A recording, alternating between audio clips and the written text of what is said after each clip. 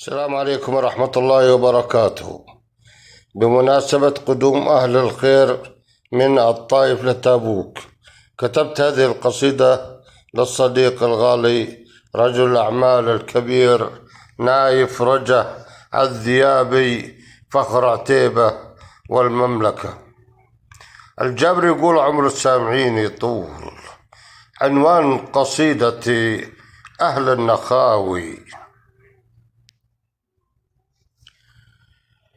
بقول فيها عمر السامعين يطول، والنعم برجالهم عناوين النخاوي، فزعة البضيوم اللي على قليبه قهر، زود عن العسل والعسل به التداوي، أو بالكرم كما الشلال جاي من النهر، كأنه الصحابي مصعب للطيب حاوي، أنت تكلم كما البدر المنور بنص الشهر، سلفي عبد الله كأنه الإمام النواوي، عتيبي ومحبوب دوم لنا عز وظهر، ونعم الكفيل ونعم الكفيل اللي دوم لي مخاوي، السخ الكريم اللي كما آيات الجهر، ذيابي كما الشاهين فوق بالعلاوي، كأنهم من فرع الملوك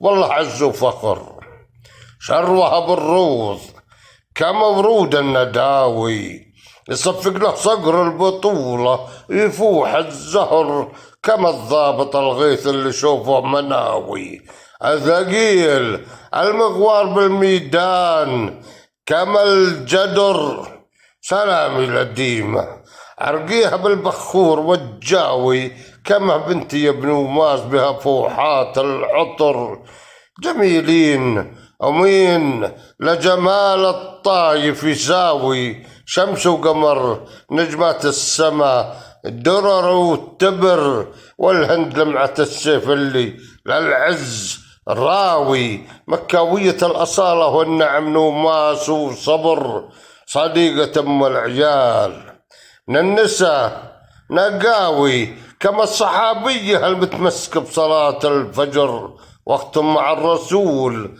اللي ما زال ضاوي، منور بنوار الرب ونواره زود عن البدر. والسلام عليكم ورحمة الله وبركاته.